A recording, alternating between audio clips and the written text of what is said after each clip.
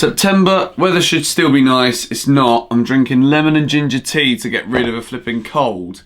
And it's piddling with rain. Now that I've finished complaining about the weather, welcome back to another video here on the George Benson football channel. As you can see, I'm wearing another jumper today. I've been wearing jumpers in all my recent videos instead of football shirts. It's flipping freezing in my office. I've got like this little heater that basically almost catches on fire every time I turn it on. So for the meantime, to make sure that I don't burn the place down, I'm just trying to suffer in silence with a hoodie on at this moment in time. So Chelsea versus Grimsby. It's got a cold, wet, windy fixture written all over it, this one. I mean, no offence to Grimsby, I don't know too much about them. I know they're currently 9th in League 2, which isn't the worst, and it's not the worst league in the world. That's a given. And we also saw last night that it's quite easy for League 2 teams to knock out Premier League teams. Let's just not do a Tottenham, Chelsea, okay? We cannot afford to lose after I've slated them in this video and after I've put it all over social media. I was actually in the gym changing rooms last night,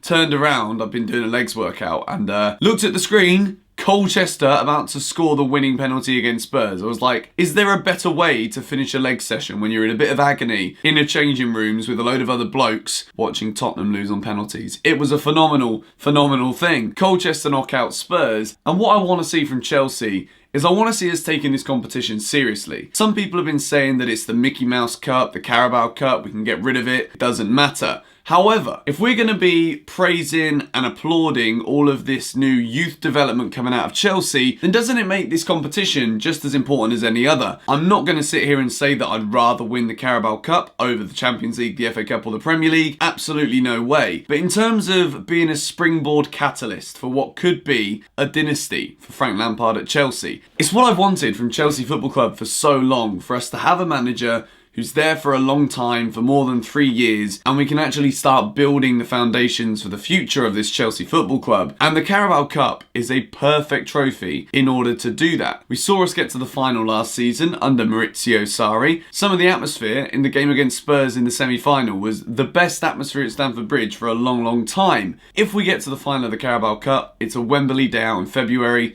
and it's something that we want to win. The sore throat is seriously real.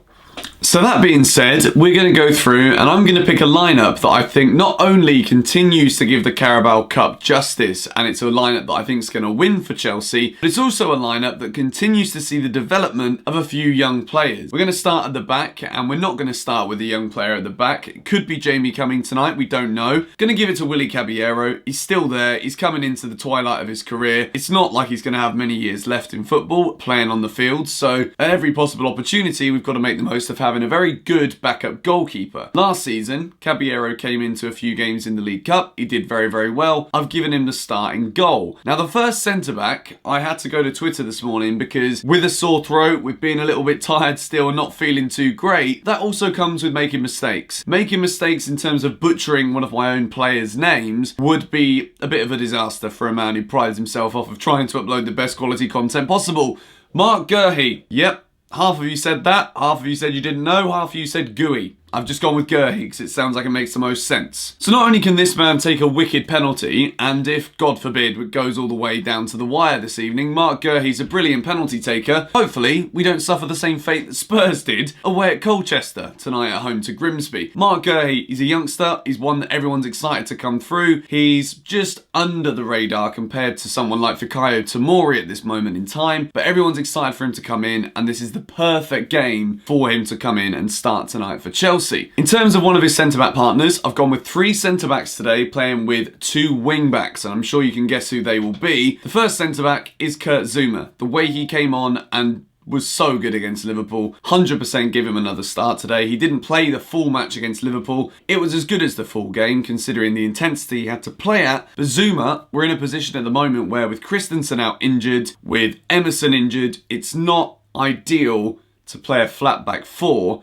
So playing Zouma in one of the centre-back positions, I think not only gives Gurhey an experienced player alongside of him, but if we go into the 4th player that I'm sticking into this team, Fikayo Tomori, to keep his place, it gives Tomori another option to show his leadership qualities. With Mark Gurhey next to him, it gets to the point now where Fikayo Tomori would be a relatively experienced player alongside him in the defence. So if we're going with Tomori in the left centre-back, Gurhey in the middle, Zuma in the right centre-back position, or maybe those two can switch, I think that is going to be an exciting back three tonight for Chelsea, and I also think it's one that will be very solid. So moving into the left wing-back position, if we're going with an Antonio Conte style 5 at the back, Marcos Alonso. I think that in the crowd, anyone who was around me in the West Upper Stand against Liverpool, I was giving Alonso a hard time, and my phone is going crazy this morning. These blooming estate agents don't leave me alone. I'm moving back to London, by the way. Marcos Alonso, he had a difficult time defensively, but he was also covered by Tomori's brilliance by pocketing Mo Salah. Going forward, Marcos Alonso, again, even against one of the best teams in the world,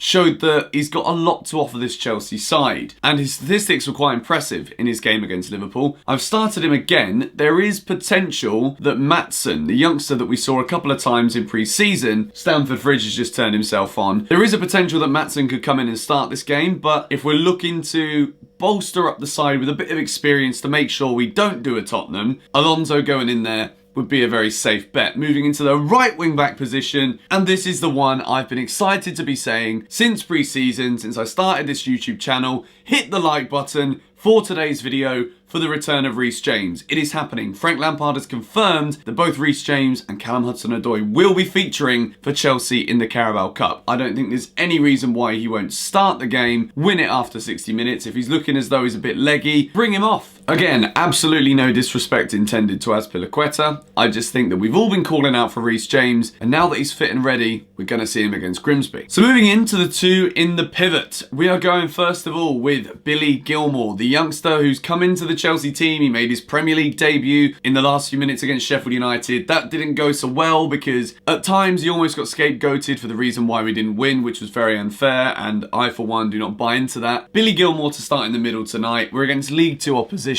If Billy was to go out on loan at any point, he certainly would be playing against far better players than he will be playing against tonight. No disrespect again intended to Grimsby. Billy Gilmore, he could easily be playing on loan at a top championship club. I think he's going to start tonight against Grimsby. It's a no-brainer for me. He's been in the squads this season, and he's got to start in this kind of game. Now, the player that I've put alongside of him, some of you may disagree with this, but I feel as though it gives us a lot more freedom to allow players like Billy Gilmore and Mark Gurhey to not be under so much pressure. N'Golo Kante to start tonight. The reason I've picked N'Golo Kante is because if we're talking about him not being match fit, how do you get him match fit? You get him match fit by him playing matches. It's a game against Grimsby where, no offence again, and I feel as though I'm really giving Grimsby an injustice tonight. They're going to come to Stamford Bridge, and this is going to be the biggest game in their recent history. So, you know, Grimsby Town, even though they've been around for a long, long time, in terms of recent times, it's not been the most successful period in their club's history. So, coming to Chelsea is going to be a huge game for them, and their players are going to want to turn up. So putting N'Golo Kante in there not only gives him that match minutes yet again to get him more towards 100% match fitness, it also gives Billy Gilmore a bit more license of freedom in the middle of the park for Chelsea, and it's a bit more cover if we're using more youngsters. So moving into the attacking three, I'm not entirely sure how it's going to line up in terms of whether they're on the wing, two inside forwards behind a striker. We shall see. But the first player that we're going to bring up is Callum Hudson-Odoi. He got a goal in the under-23s. I am so excited to see this guy back in a Chelsea shirt. Signed a new contract now. We don't need to worry about that anymore. Bayern Munich, see you later. Go and get yourself a sore throat. Drink yourself some ginger tea to get better, but you're not getting Callum. As if I've just said to another team to go and get a sore throat. Like, we really are a PG YouTube channel. Callum is back. That brings a load more energy and injection of pace into this Chelsea team. Not only that, he's exciting, he's creative, and in a game against Grimsby, I fully expect Callum to come in, maybe get himself back on the score sheet, and prove that he's ready to start these games in the Premier League moving forward. We've got Brighton at home at the weekend. If Callum manages to make it through the 90 minutes tonight, or if he manages to make it through what Frank considers to be the optimal time for him to maintain fitness as well as gaining fitness, then we are in for a treat. The second winger that we're going to go with is almost the forgotten man, you could say, Christian Pulisic. I'm going to do a video about Pulisic, maybe either before the game against Brighton or after the game against Brighton, depending on who we see start. Pulisic's lost his place in recent weeks in Frank Lampard's team. A lot of people have been saying to me, why do I think that is? I don't think he was bad. I don't think he deserved to be dropped in a case of you're not playing well enough, you're losing losing your spot. I don't think it was a case of that. I just think that when it comes to a player who is still very young, coming into the Premier League, and you've got physical fixtures like games away at Wolves, Liverpool at home, it's the kind of game where you need to inject experience alongside these young players in order to make sure that Chelsea have got enough. Christian Pulisic is a very good player. I'm not writing him off in a Chelsea shirt. Some people have, which is crazy. And I think we need to look at it with a bit more perspective. We are going to see Pulisic play against Grimsby tonight, whether he's in Lampard's plans for the Brighton game at the weekend or not. Pulisic will definitely play. I hope he starts because I want to see Pulisic and Hudson-ODOI on those wings for Chelsea. Moving into the striker position, I've given it to my man Michy. I think that he deserves the shot. I think Olivier Giroud, probably the number one ahead of him. Tammy is already ahead of him as well because he started against Valencia. I don't know where Michy Batshuayi is going to get minutes at Chelsea. He will get minutes against Grimsby and he needs to score goals. He needs to score 1 or 2, 3 goals tonight, Michy, to even put himself in with a shot of starting Premier League games, because Tammy Abraham has hit the ground running.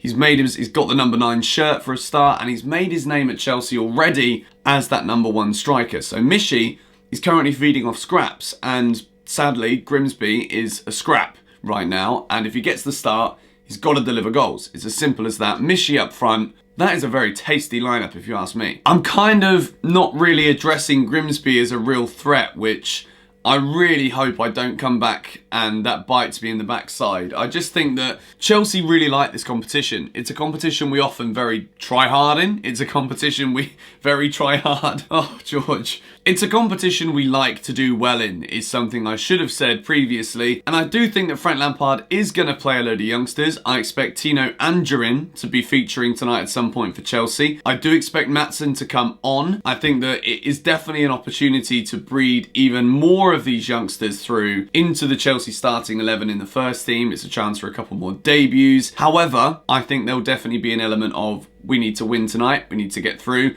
If you look at good teams going out of the competition, Spurs have already been knocked out. So that's one less team to worry about in terms of Chelsea actually going forward and potentially winning a trophy in February. Frank Lampard's first trophy as a manager, Frank Lampard's first trophy as a Chelsea manager. It would be a beautiful thing to see. And I think that he will respect the competition. If we're gonna go through this whole process of putting the youth players in, the Carabao Cup is a competition that we must respect greatly. Plenty of things to be excited about for tonight. I hope that my voice doesn't get any worse. I'm sat in the East Upper, so inadvertently I've kind of given myself more of an opportunity to save my voice, because sometimes people look at you as if you're a weirdo for chanting and singing up there. It's not that bad, but hopefully this sore throat goes away soon. I might be uploading a second video today. It's not a FIFA video. It'll be Chelsea fans react as a result of the game against Liverpool and a few things that we've seen with the Mourinho statement, the feedback from that video, etc. So be sure to tune into the channel later. And then tonight's Grimsby vlog, I will be doing a match vlog, but it's going to be in a different kind of style. We're going to be focusing on those youth players a lot more. And yeah, expect to see that one tomorrow lunchtime. And then a 6 Things We Learned video also, if there's enough to talk about. Or I might try and combine the two, 6 Things We Learned and also the Grimsby vlog in one. Maybe I do that and then post a FIFA career mode video tomorrow as well. Haven't made up my mind yet, but stay tuned to the channel. I'm monitoring this voice situation to make sure my voice doesn't disappear completely. Thank you guys for watching. As always, huge thank you for the support on the channel. Thank you for 55,000 subscribers. We're about to hit that, I think, at the time of me uploading this. And I'll catch you all later. Goodbye.